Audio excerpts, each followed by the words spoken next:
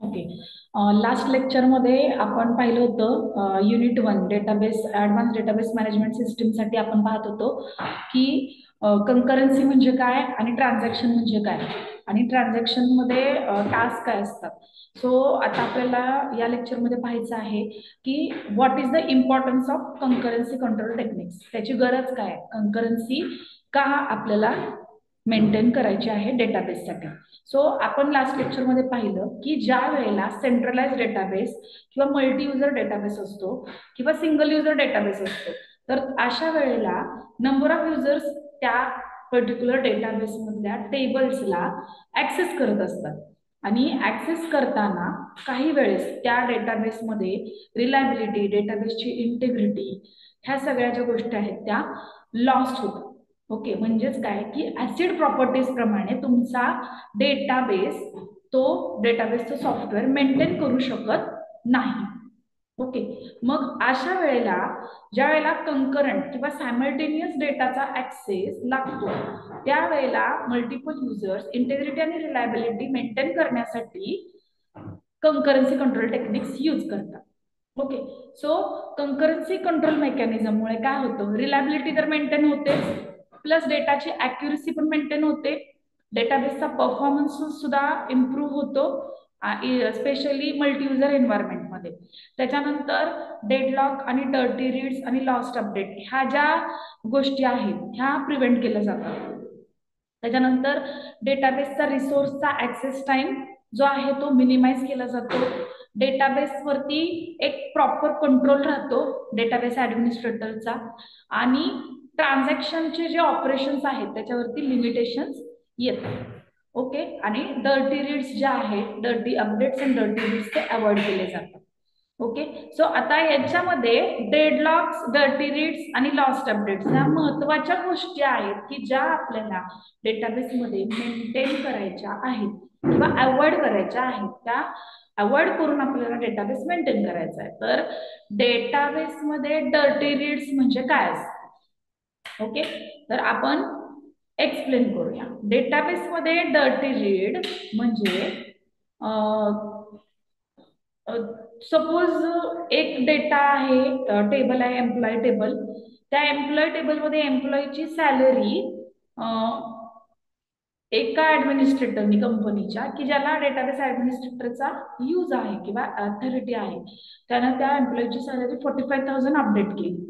ठीक आहे, आणि दुसरा एक administrator at the same time त्याच कंपनीमध्ये HR डिपार्टमेंटला त्यांनी काय केलं, त्याच एम्प्लॉयची सॅलरी अपग्रेडेशनमुळे 50,000 केली.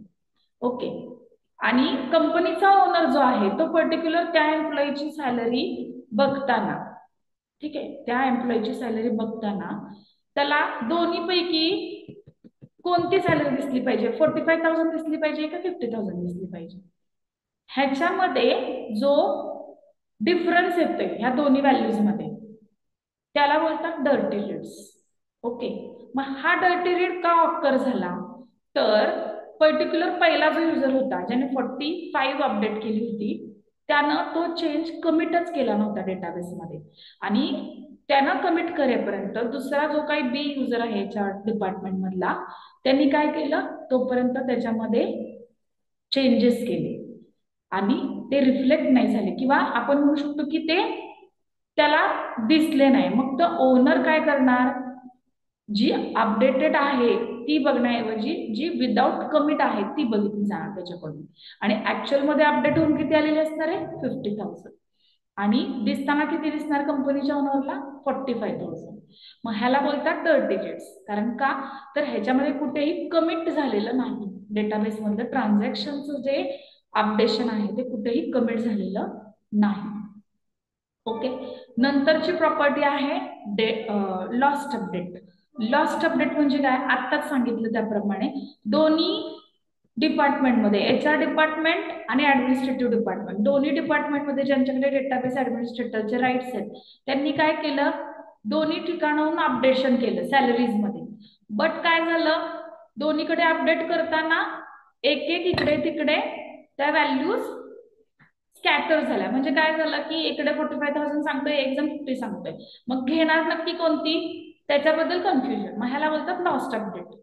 ठीक आहे. इथे व्हॅल्यूज, ऍक्च्युअल व्हॅल्यू जी आहे किंवा ट्रू व्हॅल्यू जी आहे डेटाबेसमध्ये त्या पर्टिक्युलर एम्प्लॉयसाठी सॅलरीची, ती व्हॅल्यूज येत नाही. ठीक आहे, त्याला बोलणार आपण लॉस्ट अपडेट. ओके. आणि डेडलॉक. मग आता डेडलॉक म्हणजे काय, तर डेडलॉक म्हणजे अशी सिच्युएशन की जिथं एक टेबल किंवा एक जे एम्प्लॉई आहे त्या एम्प्लॉईच्या टेबलला एक जण ऑलरेडी ऍक्सेस करतोय. ठीक आहे. दुसरा HR डिपार्टमेंट मधला पण त्या टेबलला ऍक्सेस करतोय. ठीक आहे. पण तो वेटिंगला राहणार, कारण आपला रूल काय सांगतो की ऍट अ टाइम एकच जण रिसोर्स ऍक्सेस करू शकतो, म्हणजे एकच टेबल ऍक्सेस करू शकतो. आणि तो ऍक्सेस करताना दुसऱ्याला वेटिंग मध्ये जाणार. आणि त्याच कंडिशनला काय होणार आहे, दुसऱ्या एका टेबलला त्यांना पण त्याचं अपडेट मिळणार आहे. म्हणजे इथं काय होतंय की एकमेकांसाठी सायक्लिक पोझिशन मध्ये त्यांचं वेट होतं रिसोर्सेससाठी किंवा टेबलसाठी अपडेशन किंवा रिडिंग म्हणा, ते एकमेकांसाठी वेट करतात.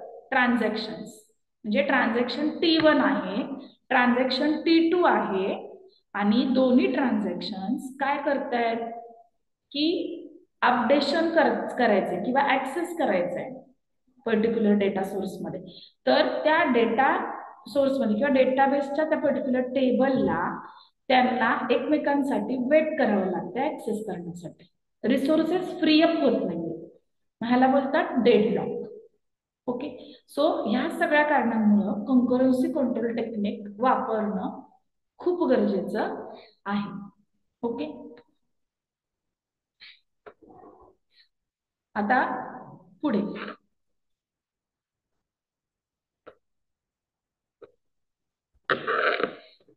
कंकरन्सी कंट्रोल प्रोटोकॉल्स कोणते आहेत, तर टोटल 4 टाइप्सचे कंकरन्सी कंट्रोल प्रोटोकॉल्स आहेत.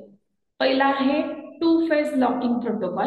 ह्याच्यामध्ये 2 फेज मध्ये काम चालतं की तिथं आपण लॉक डेटाबेस वरती किंवा डेटा ट्रान्झॅक्शन्स वरती आपण लॉक अक्वायर करतो. आणि त्याच्यात 2 फेजेस असतात, ग्रोईंग फेज आणि श्रिंकिंग फेज. त्याच्यानंतर दुसरा जो कंकरन्सी कंट्रोलचा प्रोटोकॉल आहे टाइम स्टॅम्प ऑर्डरिंग प्रोटोकॉल. ह्याच्यामध्ये काय होतं की टाइम स्टॅम्प अप्लाय केले जातात त्या त्या ट्रान्झॅक्शनला, एक्झिक्यूट होतं त्यावेळेला. आणि हा जो युनिक टाइम स्टॅम्प असतो म्हणजे तो ट्रान्झॅक्शन कोणत्या डेटला कोणत्या टाइमला कोणत्या युजरकडून झालेला आहे ह्याचा एक एक टॅग असतो, त्याला बोलतात टाइम स्टॅम्प. तो टाइम स्टॅम्प जो आहे तो त्या ट्रान्झॅक्शनवर लावला जातो, त्याला बोलतात time stamp ordering protocol. Multi version concurrency protocol हा जो तिसरा टाइप आहे कंकरन्सी कंट्रोल मधला, ह्याच्यामध्ये काय होतं की मल्टिपल व्हर्जन्स डेटाबेसचे किंवा डेटा आयटम्सचे मल्टिपल व्हर्जन्स मेंटेन केले जातात. आणि ह्याच्यामध्ये काय होतं की रीडर्सला ऍक्सेस दिला जातो ओल्डर व्हर्जन्सला, आणि रायटर्सला ऍक्सेस दिला जातो अपडेशनसाठी करंट व्हर्जन मध्ये. म्हणजे रीडर हा जो लॉस्ट अपडेट प्रॉपर्टी आहे ना किंवा डर्टी रीड प्रॉपर्टी, ती अवॉइड केली जाते या प्रोटोकॉलमध्ये, मल्टीव्हर्जन कंकरन्सी प्रोटोकॉलमध्ये. ओके. की जे काही नंबर ऑफ युजर्स ऍक्सेस करत असतील त्या पर्टिक्युलर डेटा आयटमला, त्यांना काय केलं जातं, ओल्डर व्हर्जनला डेटाबेसचा ऍक्सेस दिला जातो. आणि एखादा युजर जर अपडेट करत असेल तर त्याला फक्त करंट व्हर्जन जो आहे डेटाबेसचा त्याच्यावरतीच फक्त काय दिला जातो, ऍक्सेस दिला जातो. ह्याला बोलतात मल्टीव्हर्जन कंकरन्सी प्रोटोकॉल. आता दुसरा ह्याच्यानंतर शेवटचा आहे व्हॅलिडेशन कंकरन्सी कंट्रोल. ह्यालाच आपण ऑप्टिमिस्टिक कंकरन्सी कंट्रोल सुद्धा बोलतो. ह्याच्यामध्ये डेटाबेसचे कॉन्फ्लिक्ट जे आहेत ते अझ्युम्स केले जातात. म्हणजे लॉकिंग करण्याऐवजी किंवा टाइम स्टॅम्पिंग करण्याच्या ऐवजी काय केलं जातं, व्हॅलिडेशनचे चेंजेस जे आहेत ते कमिट केले जातात. जर कॉन्फ्लिक्ट नाही आला डेटाबेसमध्ये तर काय होतं, रोलबॅक. कॉन्फ्लिक्ट नाही आलं तर त्याला कमिट केलं जातं, डेटाबेसमध्ये चेंजेस अप्लाय केले जातात. आणि जर कॉन्फ्लिक्ट आलं डेटाबेसमध्ये डेटा आयटम्समध्ये दोन्ही ठिकाणी तर काय केलं जातं, रोलबॅक केलं जातं. रोलबॅक कधी वापरतात, रोलबॅक क्वेरी कधी वापरली जाते, ज्या वेळेला तुम्हाला जे काही ट्रान्झॅक्शन डेटाबेसवरती तुम्ही करताय ते रिव्हर्स करायचं असेल म्हणजे अंडू करायचं असेल तर तुम्ही रोलबॅक वापरता. मग अशा वेळेला आपण व्हॅलिडेशन कंकरन्सी कंट्रोल प्रोटोकॉल यूज करतो. ओके.